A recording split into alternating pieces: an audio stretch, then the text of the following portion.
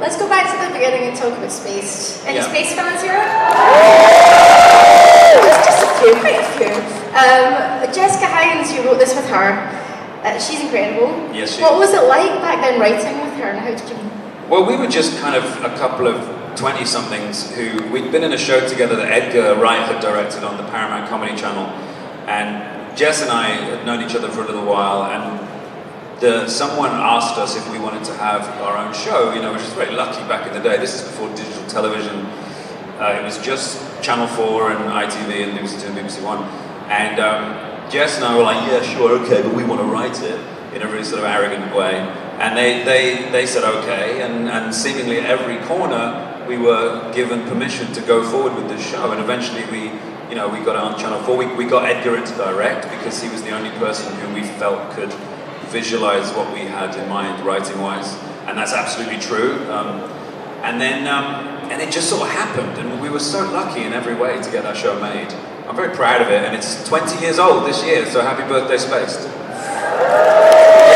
There are people that have come up for signings and stuff who are Spaced fans who weren't born when it came out, which is just so bizarre, and such a nice kind of it's so lovely that people are still discovering it now. So thank you if you have come to it late. Thank you. Tim in the show was very much an extension of you said. And you very much wore his geek heart on his sleeve, the set pieces that you filmed, those crazy moments like the Resident Evil thing. Yeah. What would Tim be like today? Like 20 years old. Tim now works on, he works at Pinewood on the new Star Wars movies, designing spaceships and things. That's his job now. He's a graphic designer. He left the comic book industry. He was a big fan of The Force Awakens because he worked on that. He didn't like The Last Jedi so much for some reason, I don't know why. But he's very much looking forward to The Rise of Skywalker. Him and Daisy married for a while. They had one child, then they divorced, and Brian died. But his work became incredibly appreciated after his posthumous death, and then they discovered that he faked his death just so he'd become famous. Mike married his boyfriend of 12 years, and they settled down together, and Twist is missing in action. I say, never need to see another space. Oh, and Marsha still lives in the house. You mentioned Edgar Wright, yeah. and you've worked with Edgar and Nick Frost, obviously, many times. What is it that's so enjoyable about working with those two? Well, I mean, Nick, I've known for 25 years, and he's my best friend, you know, and so anytime we get to work together is great because we get to hang out together.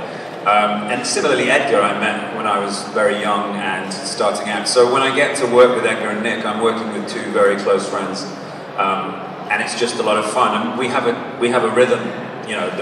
Nick and I tend to do all the kind of front of house, sort of keeping everybody happy. Edgar becomes incredibly intense because he's such a, he's such a perfectionist that we give him the space to become angry and beard stroking, but we have a lot of fun, you know, and I can't wait to do the next thing together, which we will do at some point.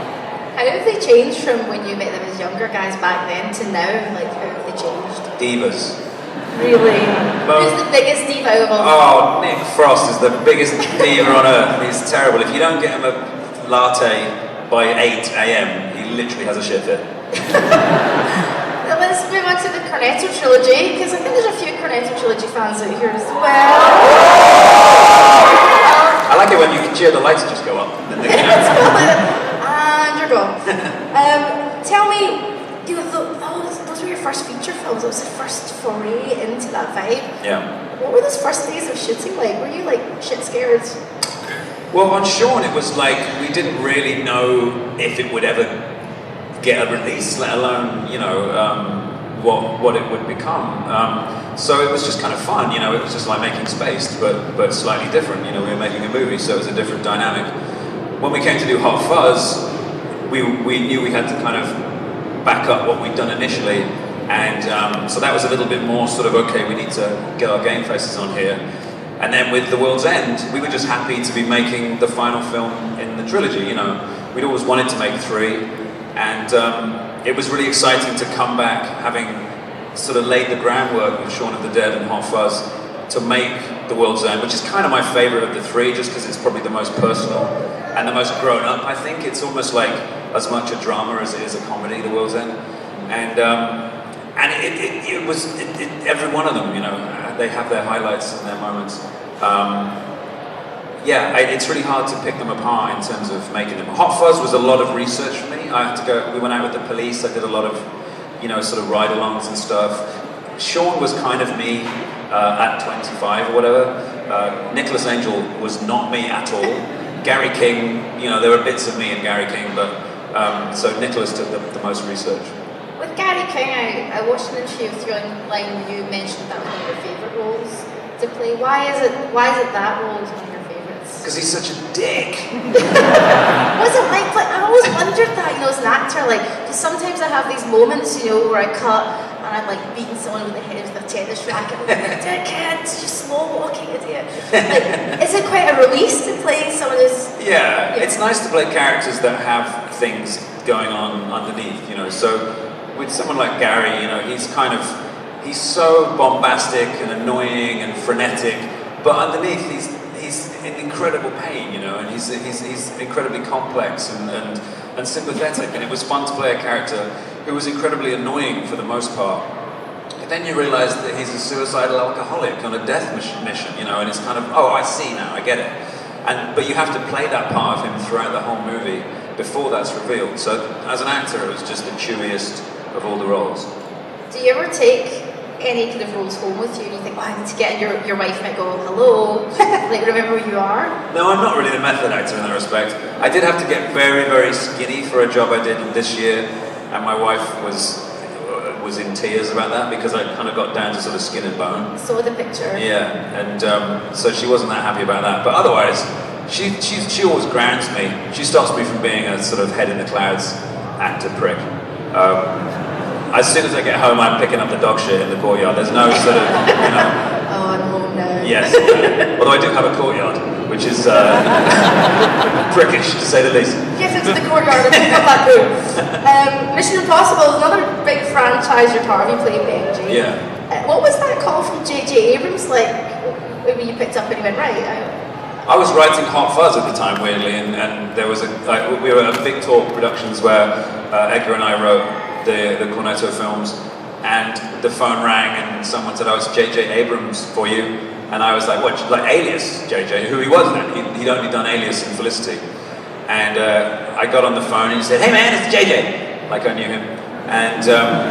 And he asked me to do Mission Impossible 3, and he'd seen Shaun of the Dead, and he'd seen me and Edgar at the Saturn Awards, but hadn't come up to say hello, because he was nervous, he said, ridiculously. And then, then I went over and I did Mission Impossible 3, and similarly, since then, I've been offered roles by JJ via email in various degrees of, because he just goes straight to you, he doesn't do the whole agent thing.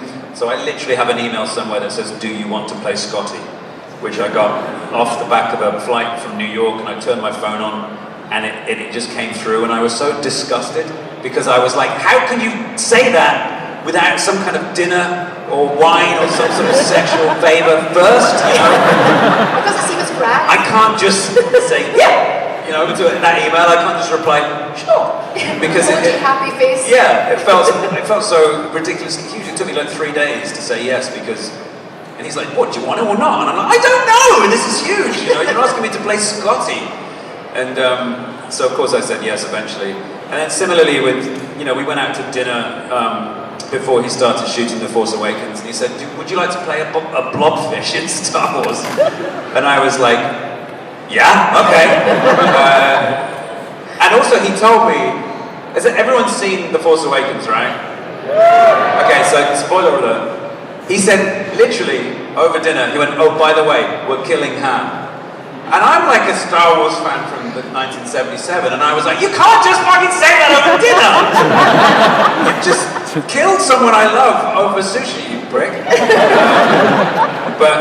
So that was he's such a wonderful guy, JJ. He's such a brilliant, beautiful man, and he's been responsible for so many sort of wish come true moments for me in my life, you know, not just things like that, but also, you know, he brought me in to listen to John Williams recording the soundtrack for The Force Awakens, so to listen, as someone who listened to the Empire Strikes Back double album as a kid, imagining myself in Star Wars, to be sat there listening to him play the Han and Leia suite from The Empire Strikes Back, and I mean, it was. I just had a little tear. I did have a tear in my eye. Yeah. It was incredible.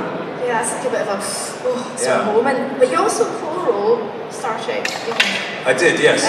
With Doug Young. Now, as a fan of Star Trek, and then going into writing, was there something from a fan perspective you wanted to insert into that script? Yes. Well, Doug came over to the UK when we wrote Star Trek Beyond, and we wanted to try and make the film as much for the fans of Star Trek, the people that have been with Star Trek since September 1966, up until now. And so we would write, and then we'd go and we'd watch episodes of the original series, and we'd take down the names of red shirts and crew people so that we could put them into the script in strange places. I think the two people that get murdered by Kral at the end are the two crew members that get married in an episode which I can't remember the name of. Somebody out there will know. Thank you.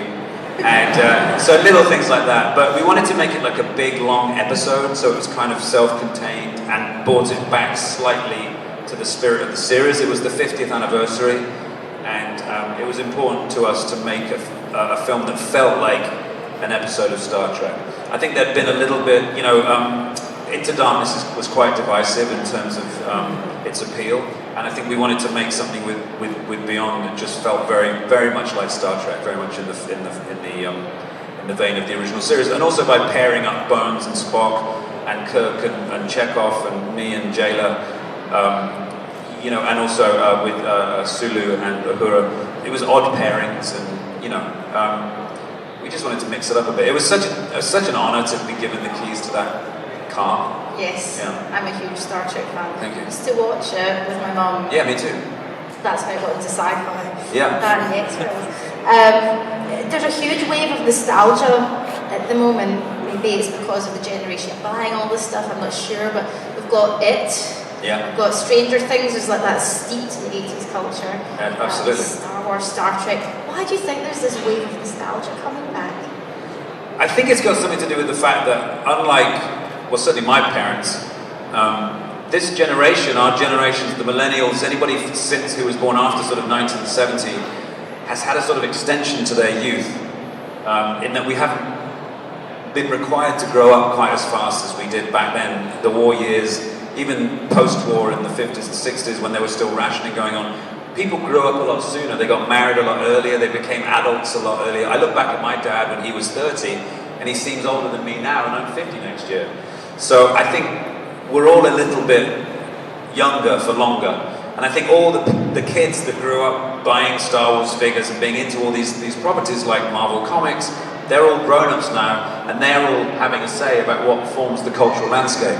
So they're basically recreating their own childhoods and making that the mainstream. So I think the reason we're seeing all these things coming back is because the people that are making it are the children of those shows and films, JJ, I think his dad was a producer on the original Star Trek film, and he remembers going to see Star Wars as a kid, and now that he runs that particular world, it's no coincidence that he was a child at that time. And I like the fact, I think now as an adult, that nerd culture is quite big.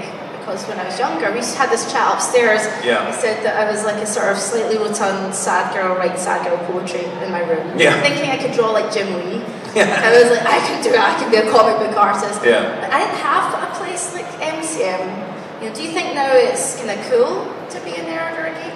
I think, it's very nice for us that it's become this kind of thing. Yeah. I'm not so naive as to suggest there aren't market forces at work behind all this, and who don't necessarily have all of our, best interests at heart. It's been monetized and it's become the mainstream, but at the same time, it's really cool, that this can all be enjoyed on such a big level. I love the way that this world brings people like us all together and creates such a sense of belonging and unity. People can dress as their favorite characters and walk around without fear of being like people taking the piss, because fuck those guys, do you know what I mean? The people that kind of think that way aren't welcome here.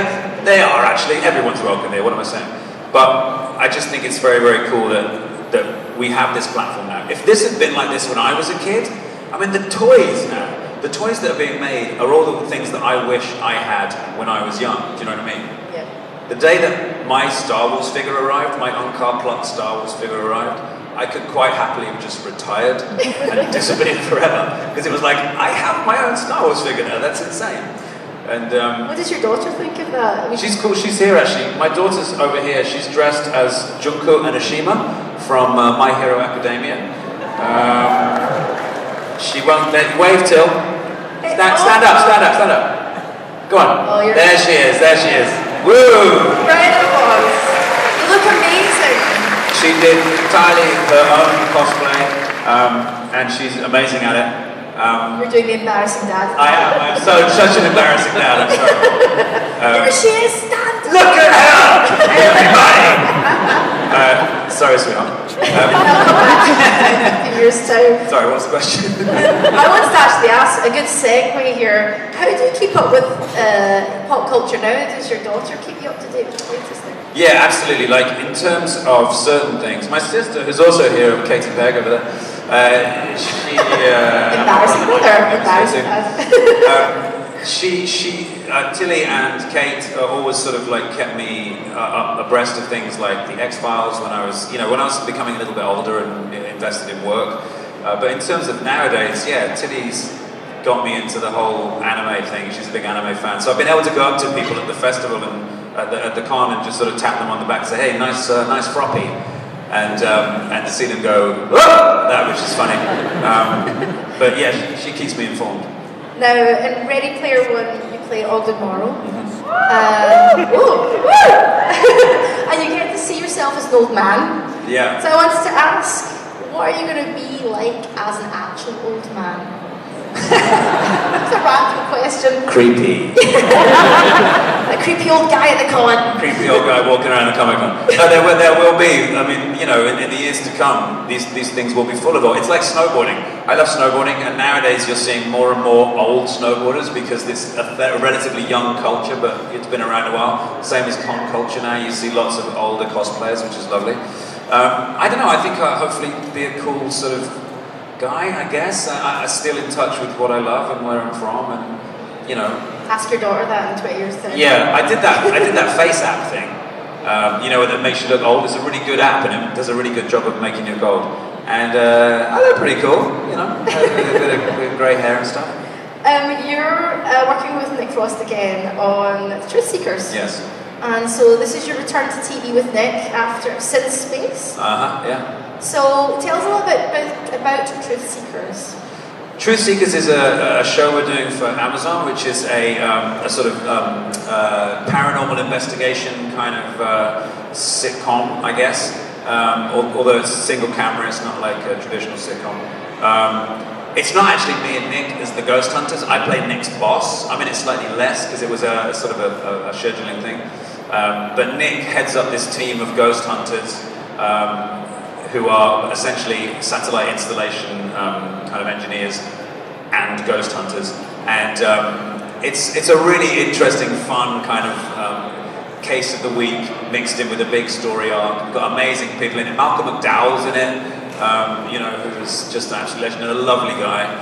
Julian Barrett. We've got some fantastic guest stars and a brilliant young cast, and so I'm very excited for that to come out. Now, I asked online, on Instagram and Twitter for some questions about here. I know, here we go. I chose some good ones, don't worry. I've got this first question from Pia Middleton on Instagram. I want to know as well because I'm quite interested in this. What is your favourite Cornetto flavour? Mint. Yes! Yes. Big up the mints. Big up the mints. Any mint fans? Yeah. I feel we're a rare breed. I know. I don't see the originals around so much anymore. The strawberries and the mint seem to be very popular. I used to be a raspberry, ripply, strawberry person, then moved to mint. Yeah, I like mint because I like the chocolate on the mint. It's nice and crunchy. Oh, yes. Ronan.clapham on Instagram. If you got the chance to play any part in any film you haven't starred in, what would it be? Oh my God. I would love to have played H.I. McDonough in Raising Arizona, which I would never have been able to play as well as Nicolas Cage. For me, it's his finest performance. which is saying something because he's an amazing actor. But that film for me and Edgar was a key movie in our sort of evolution as comedy filmmakers, just because it taught us that it isn't just the script that's funny with a movie, and particularly with Edgar, you can make jokes with a camera move, and you can make jokes in terms of how the film is directed, which has been key to Edgar's sort of, style. So yeah, that would have been fun to play that role. Last one for the fans, and then we're going to play a game. Ooh. Okay, so this is from Twitter, Shiny01390976. I know them well. Yes. Do you have any plans to return to the West End? No plans, but I'd love to do some theatre. That'd be great. The last time I was in the West End was with Steve Coogan's live show in 1998, so 21 years ago. But yeah, I haven't done theatre as much as I thought I would when I was young. I kind of loved all that stuff when I was a drama student, but life took a different way. But yeah, that would be fun. Watch this space. Watch this space. Now, you play Scotty in Star Trek, and you have a Scottish wife. I do. I am also Scottish. I know. So I'm making this game Scottish. Okay. My Scottish mother-in-law is here as well. Who isn't here with me today? Is that great? So, this is the Scottish phrase challenge. Oh, okay. Oh, God. Okay. Yeah. I was going to go with Scottish accents, but I didn't want to put you on the spot. There's many of them. So, the first word, now just say what comes into your head straight away. Okay. I'll say the word or the phrase, you just say what you think it is. Okay, go. Okay, ready? Yeah. I've got an image on the screen so you can see how it's spelled. Oxters. Oxters is your armpits. Yes! Round of applause, that's hard. These there. Oxters, right, okay. The next one is, we have the next one, Peely Wally. Peely Wally? I have no idea. Oh, can you take a guess? Yeah. Peely Wally means pale or sickly. Oh, you're looking a bit Peely Wally. Yeah. Do you know that, Big Mom? Yeah? Yeah, okay, nice. Peely Wally. Right, the next one, let's get the next one up. Roger Weast. Roger Weast, I mean, shut up. Very good, very well done. I get that a lot from my wife. Roger Weast. Get the poo out the courtyard. Okay, the next one, Blake it. Lick it. Oh, that's if you're feeling a bit sick, isn't it? No? No. Lick it. You use that one. What is it? It means stupid. Stupid. Oh yeah, big lick it. Blake it there. Right, okay, the next one is Get Loudy. Loudy. Oh, that just means get into it. Give it your best shot. Do it. Get it loudy, Yeah. man. The next one it's Pure Baltic. It's pure Baltic. It means it's cold. Yes, very well done. It's very cold. That's an easy one. And the last one is, which is my favourite, Bolt Your Rocket. You're rocking. Fuck off. Yeah, get lost. Bolt Your Rocket. Oh, you're rocking. Very well done. Not too bad. Not too bad. Not bad at all. Right, now we're going to take bad questions. We have a mic here and we have a mic here. So see where the stewards are standing. If you have a question, so this little guy here like crashed. Right, where's the left-hand side is always so slow. Come on, get. It's the other side of the brain. It's not as fast. Right, because since you almost knocked down our lovely stewards to get to Simon, so we'll start with you first. Go for it. If you haven't played a superhero role yet, so if you could play any superhero, which one would you do? Well, last time I answered this question, it kind of caused an internet rumor, because I said Captain Britain, because not just because I am from Britain, but because I used to get the Incredible Hulk weekly when I was a kid, which is a Marvel UK publication, and I think the first edition came free with a Captain Britain mask. And I remember Brian Braddock and that character from Marvel, and I used to read that in Marvel comics when I was a kid. So it felt like the most obvious one. So I think I'm getting on a bit now. Unless they do like a kind of Hank Pym thing, and there's like old Brian Braddock and they get some handsome young guy to play the new Captain Britain. I'll be old Captain Britain. But yeah, I guess him. Do you know what I mean? That feels like the one closest to my comic book affections. Thank you very much for your Who were you dressed as? Madeline Moody, I knew it. I could see. I don't have my glasses on, so I couldn't quite make it out. I could just see your eye. You look great, and thank you. Hey, what are you, Fizz Gigs, Cyclops? I don't know. Anyway. Thank you. Over to the left side. Go for it. What's your favourite memory of working on Spaced? Oh man, I think the first time Jess and I walked into the flat at 23 Meteor Street, which was a set at Twickenham Studios, and Ealing, I think, for season 2, and it was just having written the show and then writing vague details about the flat and then walking in and having this, the production designers create it all. And it was the first time we realized that we were making a sitcom, and it was quite extraordinary just to sort of to be in our world that we've made. So yeah, that was definitely that fun. Thank you very much. Thank you. Next. I've got one short one and a quick long one, if that's all right. I mean, One short one and a quick long one. yeah. Sounds like That's my what I Saturday think, night. Okay. Let's try your short one. Go for it. Okay, could you imagine what would happen if Nick and Gary and Shaun all met at the same time? I like the idea of doing like a video game where you get all those characters together. I think Nicholas Angel would arrest Gary King immediately. I think Ed and Danny would get on very well. Shaun would be very suspicious of Nicholas Angel and probably think Gary's quite cool. I think there would probably be an interesting sort of pub episode. I don't think there'd be too much violence as such, but it would definitely end with Gary King in prison. When you dream of being in all those franchises like Star Wars and Star Trek, and when you finally got the job, did you feel like, oh my god, this is amazing, but also at the same time you're like, oh my god, what did I get myself into? Like, now I know how Nimoy feels. No, it was a joy to give up the pleasure of seeing those films, as a fan, just to be in them, because to put on that uniform in Star Trek or to be on Jakku in The Force Awakens and see all that around me was amazing. And I never ever take those opportunities for granted, so I'll meet them head on with great enthusiasm. So yeah, I mean, it was very funny. I remember me and Chris Pine being sat in a trailer with Leonard one night when we were shooting the stuff on the planet where Spock and Kirk discover me, and Leonard was in his 80s, I think, at the time, and he fell asleep and started to snore, and he was sat upright, and Chris and I were suddenly in a room with Spock from Star Trek, actual Spock from Star Trek, snoring, and we were just looking at each other. We didn't want to wake him up because he's Leonard Nimoy, and just looking at each other with the biggest kind of WTF faces that I've ever pulled in my life, as Spock himself was like with his ears and everything. But no, never regret it, never regret it. Thank you very much. Thank you so much, Tim. Cheers, thank you. Next question. Okay, hi Simon. If Hi. you were to write the next season of Dark Crystal, Yeah, what would you have the Chamberlain do? everything.